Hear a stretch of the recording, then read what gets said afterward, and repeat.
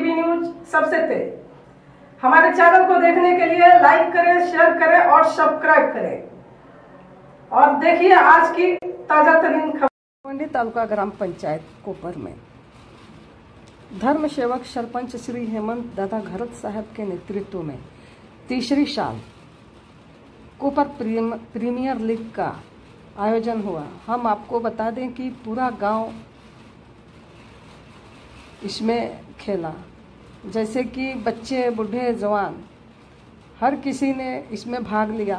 और ये बहुत ही अच्छी बात है कि सरपंच ऐसे हैं कि सबको साथ लेकर के चलते हैं। एक इनकी बहुत बड़ी खासियत है, चाहे जवान, बच्चा, बूढ़ा जो भी हो, सबको साथ लेकर के चलते हैं। और इसी संदर्भ में आपको देखने को मिला कि कोपर प्रीमियर लीग जो है, गांव के पूरे बच्चे और 40+ और छोटे बच्चे आपको खेलते हुए यहाँ पे नज़र आए थे। तो बहुत ही अच्छी बात है सरपंच साहब के तरफ से। और खेल ख़त्म होने के बाद से गांव में आकर के नाचते गाते जश्न मनाए सब। आप जो हमारे चैनल के माध्यम से देख सकते हैं, तो वहीं पर उन्होंने शुभकामनाएं भी व्यक्त की। और आए हुए मेहमान में विजय भामरी साहब भी थे, प्रभारी सरपंच श्री प्रताप पाटिल साहब थे और बीजेपी उपाध्यक्ष श्री राजेंद्र भोईर साहब भी आए हुए थे। और भी बहुत सारे मान्यवर आपको वहाँ पे दिखेंगे, जो मंडल द्वारा उनका स्वागत सम्मान भी किया गया।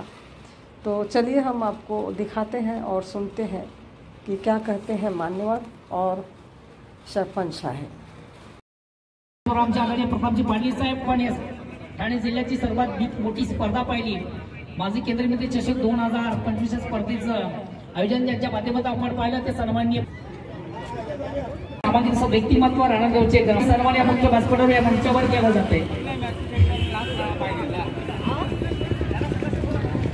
या स्पर्धेचे पंच सुनील म्हात्रे, भाऊ पाटील।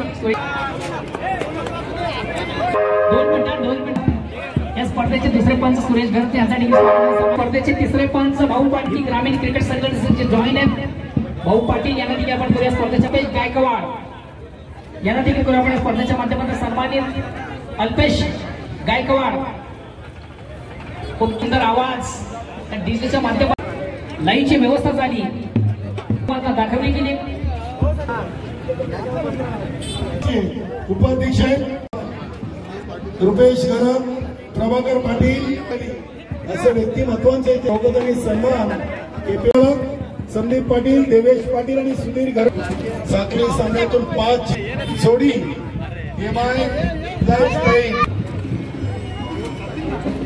या प्रीमियर लीगची जी संकल्पना सरपंच साहेब आणि इतर त्यांच्या सर्व सहकार्यांनी मांडली, त्याबद्दल त्यांचे कौतुक।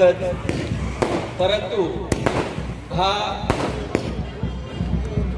प्रीमियर लीग खेळताना कोणाच्याही मनात राजकारण किंवा मतभेद असतील तर ते विसरून सर्वच गाव त्या एका जोमाने इथे खेळतोय। कारण अख्खा गाव खेळेगा असा याचा प्रीमियर लीगचा ब्रीदवाक्य आहे असं मी समजतो।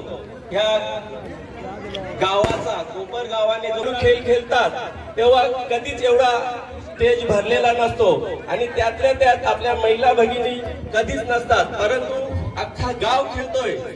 अभिनंदन करतो, कारण त्यांनी भाग घेतला म्हणून अख्खा गाव खेळला।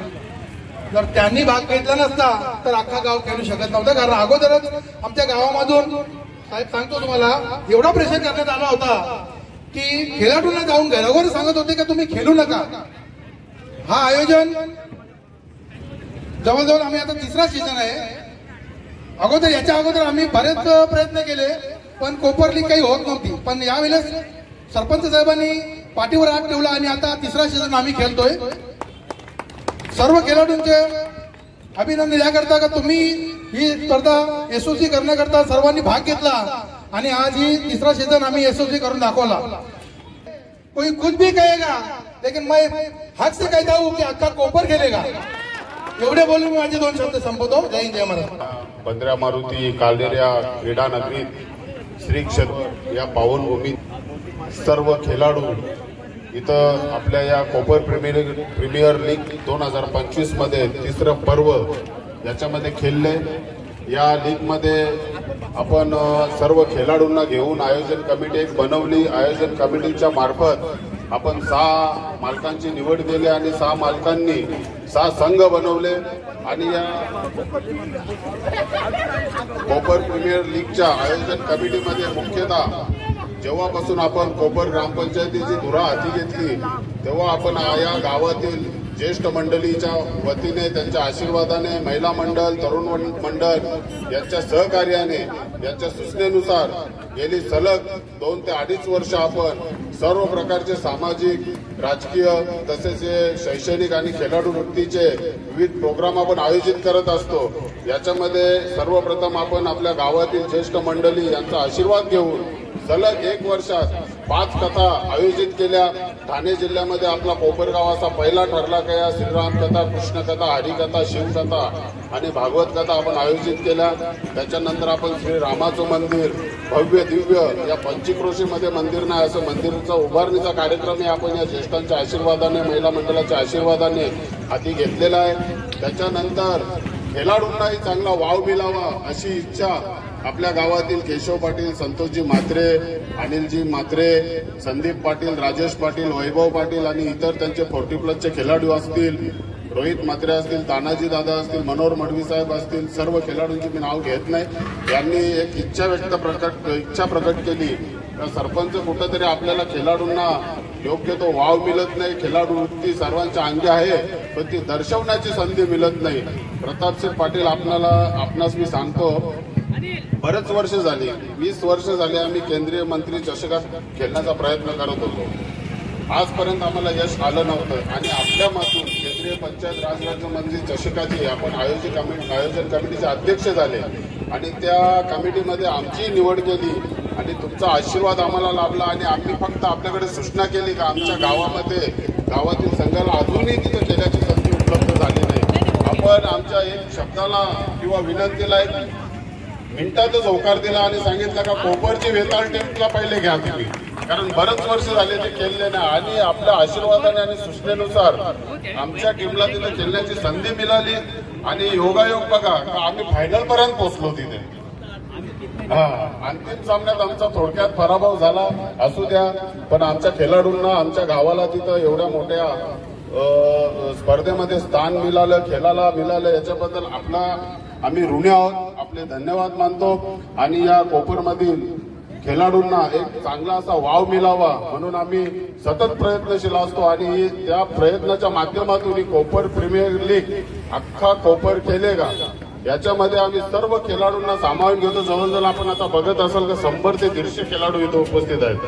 पण 2 दिवस आम्हाला ही स्पर्धा आयोजित करता वेळ कमी पडतो म्हणून आम्ही 6 टीमी घेतो, नाही तर 10 टीमी पण होणार एवढे खेळाडू आमच्याकडे आहेत. केशव पाटील आता बोलले का गावामध्ये कसं प्रत्येक गावामध्ये वातावरण दूषित होत आहे, पाय खेचण्याचे प्रकार चालू आहेत. पण मी त्या पाय खेचणाऱ्यांना सांगतो का असा कुठल्याही प्रकारचं राजकारण या कोपर प्रीमियर लीग मध्ये सतत 3 वर्ष कोणीही केलेला नाही आणि करणारी नाही. त्यांनी जे सांगितलं कोई कुछ भी बोलेगा लेकिन अख्खा कोपर केलेगा आणि हे जोपर्यंत ही कमिटी आयोजन कमिटी आहे तोपर्यंत हा अख्खा कोपर खेळतच राहणार आहे आणि किती याच्यामध्ये आपल्याला अडथळे आले तरी ते आपण पार पडणारच आहोत. कोणताही राजकारण आणि कोणताही गालबोट न लागता ही 2 दिवस स्पर्धा अतिशय यशस्वी पार पाडली. सर्व आयोजन कमिटीचे सदस्य असतील श्री पवागरजी पाटील साहेब, संजयजी पाटील साहेब उपसरपंच असतील, भारतजी पाटील, जनार्दनजी इत्ताडकर, केशवजी पाटील, सुनीलजी पाटील, संतोषजी म्हात्रे, अनिलजी म्हात्रे, संदीप पाटील, सुदर्शन घरत, रुपेश घरत, मनोहर बुधाजी पाटील, देवेशजी पाटील, मिलिंद पाटील, वैभव पाटील, दशरथ घरत, नवनाथ पाटील आणि इतर सर्व खेळाडू यांचं अतिशय मनपूर्वक अभिनंदन करतो. आणि इथं आपल्याला आज फायनलच्या बक्षीस वितरण समारंभासाठी जे आपल्याला पाहुणे लाभले आता सर्वांची नावं मी घेत नाही, बराच उशीर झालेला आहे. जय श्रीराम. संदीप पाटील आपण देखील यायचं 2025 स्पर्धेतून सर्व आपल्या संघ मालकांना संघाला तिसऱ्या भुई ज्याच्या बॅट मधून आले 145 धावा. त्यानंतर सदस्य हरेश भोई यांच्या शुभ हस्ते पारितोषिकाचं वितरण HS एंटरप्राइजेस KPL 2025 चतुर्थीय क्रमांकाचा संघ राहिलाय.